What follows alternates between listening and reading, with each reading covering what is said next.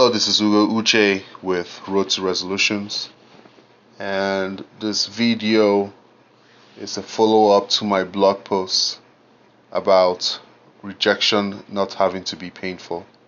So if you can recall, I spoke about the popular concept in the psychological community that rejection is painful, which is true.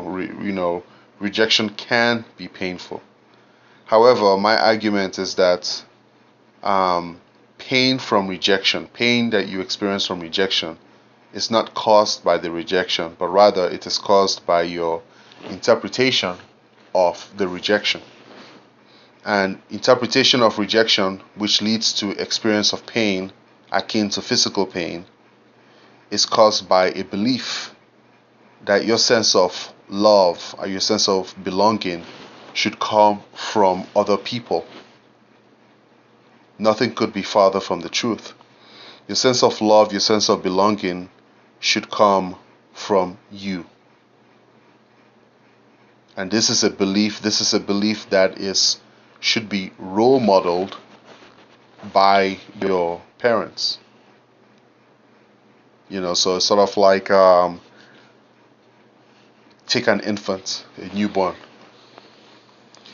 A newborn comes into the world and keeps you awake for most of the night. And in spite of the sleep deprivation and your cognitive exhaustion, particularly with the mom, you get up in the morning, you look in the face of this child, and all you have is love. And that's what unconditional self-acceptance with positive regard looks like. Nothing more. Now, I have also noticed that the whole concept of unconditional self-acceptance has been misconstrued as well in the psychology community, in that you have people with severe character flaws who go about saying that they accept themselves unconditionally, and family members and friends should accept them unconditionally, for their bad habits. And I personally consider this to be nonsense. If you have a character defect that creates misery in the lives of the ones that you love, your refusal to change is indicative that you don't care that much about the people in your lives. You're being very arrogant, very selfish. And that has absolutely nothing to do with the concept of unconditional self-acceptance. As a matter of fact, if I have a bad temper, and upon provocation, I instigate all kinds of conflict with people left, right, and center, and I'm creating chaos here, turmoil here, etc., etc. And I develop an awareness of my chaotic nature. And instead of going through the difficult process of changing, I say, I accept myself unconditionally and you must accept me as I am, etc., etc. Well, the problem with that is that healthy people in my life are going to leave me alone, because there's only so much abuse anybody can put up with.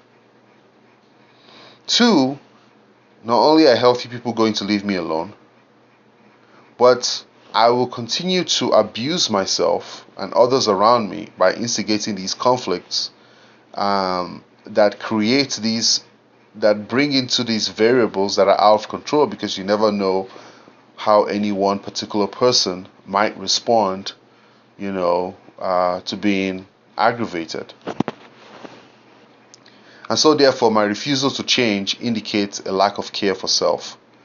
And a lack of care for self indicates a rejection of self, in which I don't care about myself enough to go through the process of changing. So therefore, when it comes to severe character flaws, there is no such thing as unconditional acceptance. You can't say you unconditionally accept yourself if you're not willing to change any severe character flaws. The whole concept of unconditional acceptance comes from existence. You exist, and so therefore your life has meaning. You're worthwhile. You're worthy of self-love and self-acceptance unconditionally. You accept yourself as a human being. That doesn't mean any character deficits or flaws should be left unchanged. You should change it. Matter of fact, your acceptance of self indicates that you should continue to be the best person that you can possibly be. Indicates that you should live your life by a certain healthy moral standard, which is an example of unconditional self-acceptance. So it's kind of like if parents have a newborn child and they say, oh, we unconditionally accept this child, so we're not going to change her diaper because it's just poop, we should just let it be. Obviously people will look at that situation and say, okay, that's abuse of a child. So I just wanted to clear that up. That's what unconditional self-acceptance looks like, and I have a brief video where I talk about unconditional self-acceptance. So how to go about developing the narrative for unconditional self-acceptance is really the process of recognizing that shame in of itself is an illusion. So shame in of itself is a negative emotion, because people who don't accept themselves unconditionally experience shame when they experience any measure of failure or any shortcomings, or they just come to the realization that there are certain things that they're supposed to be doing that they've not done or accomplished, etc., etc. And so the first part of the narrative is to recognize that shame is an illusion. The second part of the narrative is to recognize that you're worthy of self-acceptance and self-love simply because you exist. The third part of the narrative is the practice of not being reactive to difficult emotions such as shame.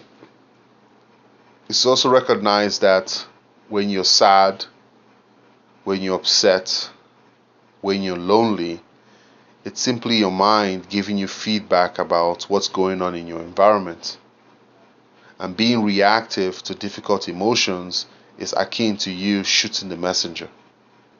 If I step out in the rain and I didn't know it was raining before leaving the house, I'll step back in and grab a raincoat or an umbrella.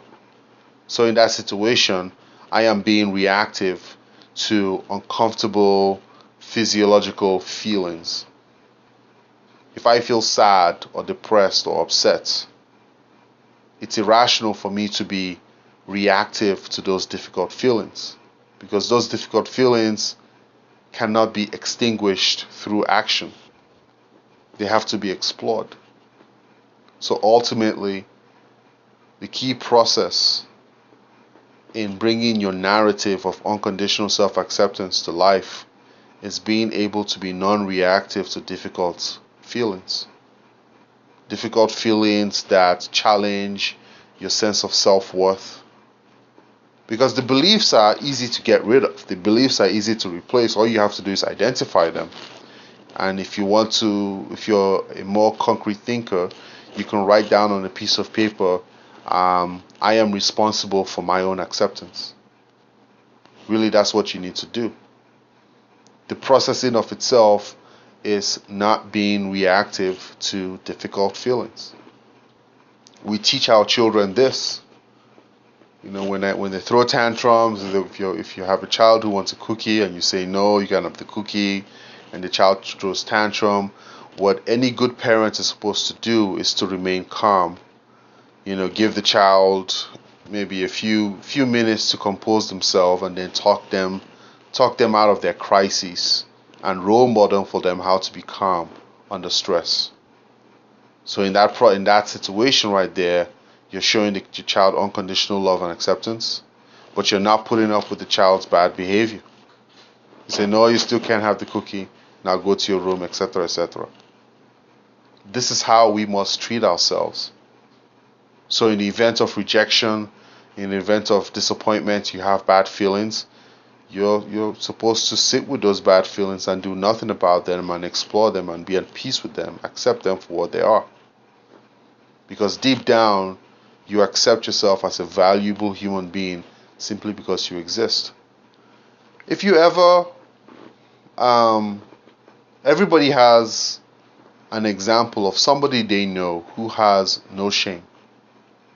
You know, somebody just walking around and you say, hey man, your zipper's undone. And I say, oh, thank you. And they just walk around and you take a look at them and they don't seem upset. They don't seem humiliated by the ordeal. And you say, wow. You know, or somebody, maybe an entertainer who comes on stage and, you know, transitions from one role to the other in entertaining people. And you look at them and you say, wow, they just don't seem unfazed and they don't seem to care about what other people think about them. Regardless of whether this person is being genuine, you know, about their self-acceptance or otherwise, that's what self-acceptance looks like. In which your accomplishments, your possessions, your status, or whatever artificial qualifiers that we have in our lifestyles doesn't define you. At your core, you should be at peace with your existence. That should be the beginning and end of that story. Everything else you do should be for a sense of purpose. I came across a video the other day, and the host was critiquing another person who was talking about finding a sense of meaning and purpose with your life. You know, and he was talking about problems in the black community, and he said it was about money. You know, and for the most part, I agree with his video. You know, he made some very good points. But you know, if I met him in person, what I'll tell him is that the process of achieving, the process of succeeding in anything that you do comes from a place of self-acceptance. Because failure is just a natural part of the equation.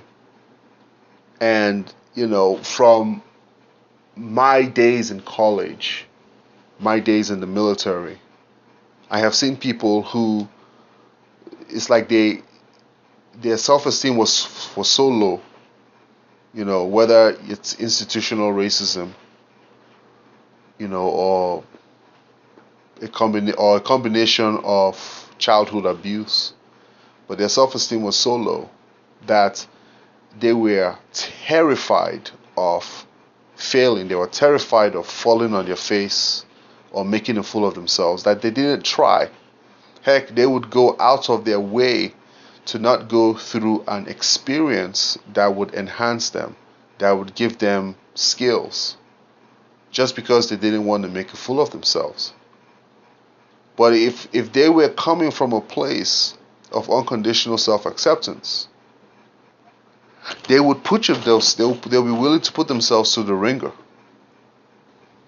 Because at the end of the day, regardless of how good they look or how awful they look, they have experience, which they can use to, which they can build upon to achieve whatever goals that they set out to. So the whole, you know, he was making an argument about money, and you know, it's about money, but at the end of the day, money is a system of accountability. Even though the currencies that we use today are flawed, the system is extremely flawed, but nevertheless, it's still a system of accountability. This is why you have people who, you hear stories about people who made a lot of money and lost a lot of money, which I think is just a reflection of their broken sense of self. So, regardless, your achievements in life should not be a cushion to your sense of self. Your sense of self should be from a place of you exist, and so therefore you should accept yourself unconditionally. Everything else should be based on your sense of meaning and purpose in terms of what you want to accomplish or not. You should accept yourself shamelessly. That's all for now. Thank you for listening. If you like this video, share with people. If you would like to learn more about me, you can find me at Ugo Uche at roadtoresolutions.com. And that's the road, the number 2, resolutionsplural.com. Thank you.